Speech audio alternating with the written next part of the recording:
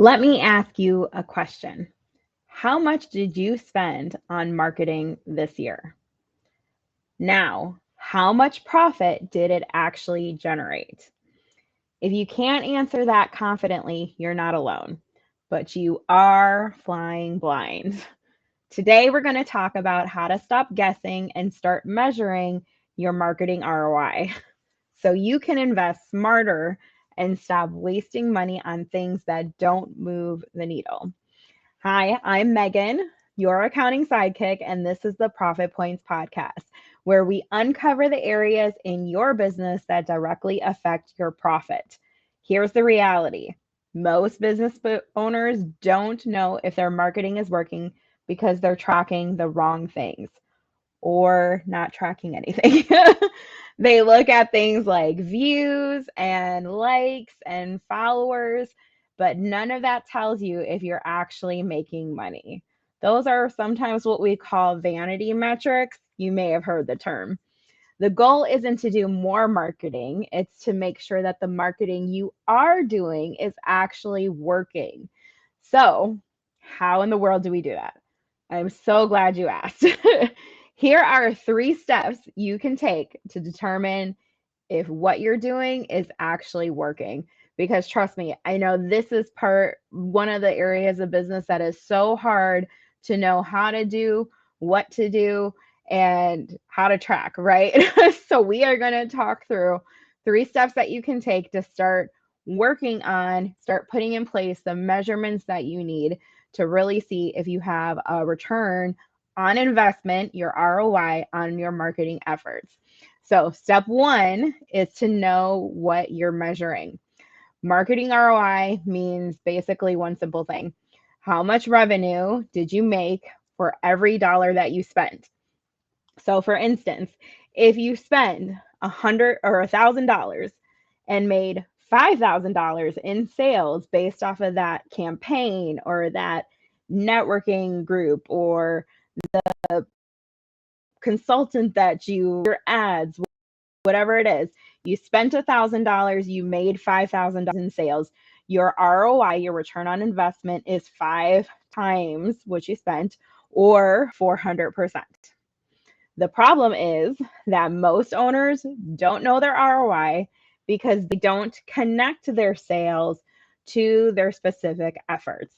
So, first things first, you got to know what you're measuring. Step 2 is that I just moved my thing. So, stop chasing the vanity metrics. Step 2 is stop chasing vanity metrics. I don't memorize all this, you guys. It is written down. Okay, so likes don't pay the bills, but leads do. Engagement matters, but only if it turns into conversations and conversion. So think of those C's.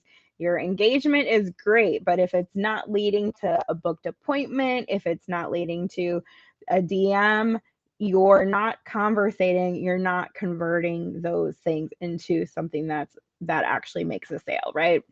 And it doesn't even necessarily need to be that. It can be a conversion to a link or a funnel or something related to that. So you got to make sure that your engagement turns into those things. And we see this all the time. I've experienced it myself. We get really obsessed over our reach, those kind of numbers, those vanity metrics, but we ignore whether those views and those likes and sometimes even the comments turn into actual clients. So you got to make sure that you're tracking this, that you're not just chasing the views and the likes and all of that, that you're actually seeing the conversion piece of it happening as well. And then 3, audit your marketing spend. So go line through line what you've been spending on marketing this year. Look at things like ads, softwares, subscriptions, contractors, if you do any sponsorships. Go through all of those things that you spend on marketing and then ask yourself what's producing results and what's just making noise. And sometimes that can be a hard thing to ask, right?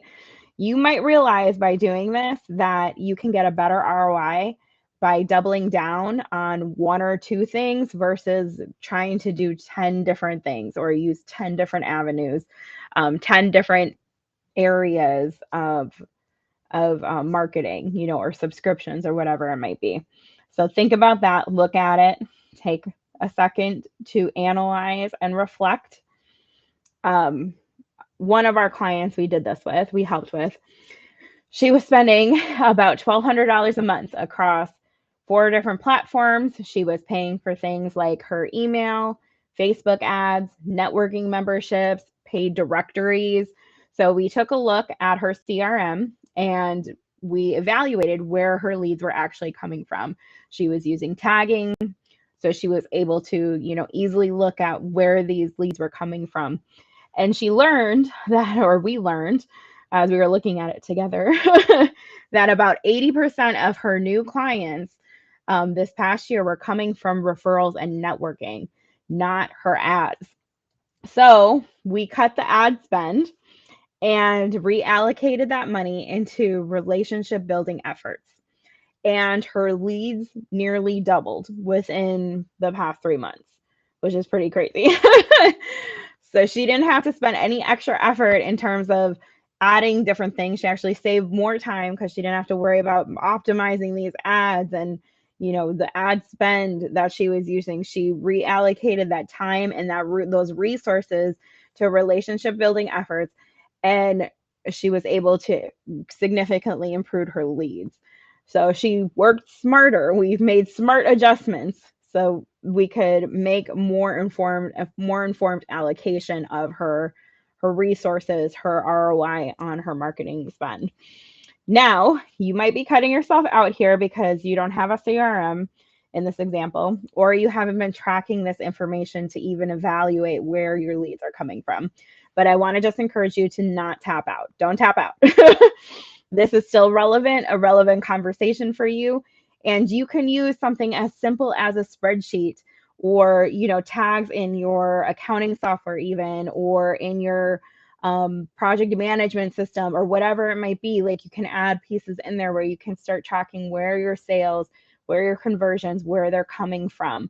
So you can start identifying where those leads and those sales are originating. If you have a scheduling link, a lot of times you can build in questions on that scheduling link. One of the questions you can ask is, where did you hear from us? Where did you hear from?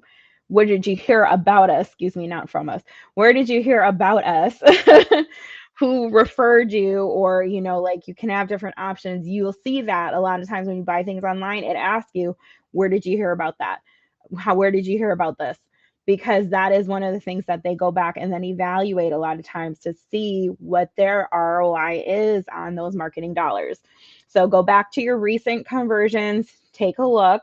You can also ask them. Like, I know sometimes it can be a little intimidating, but if you have clients that you're working with or customers that you're working with more recently, you can go back and say, hey, just wondering, where did you hear about us? How did we get connected?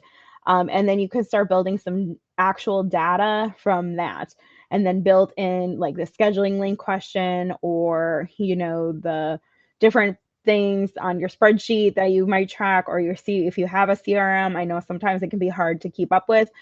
Start making intentional steps towards doing that, because that information, that data is really going to help you start to identify whether or not your money is going in the right places. And if not, how you can make adjustments. So some action steps for you to do today is to pick one marketing activity. Maybe it's your ads, maybe it's networking groups, maybe it's your social media, and calculate.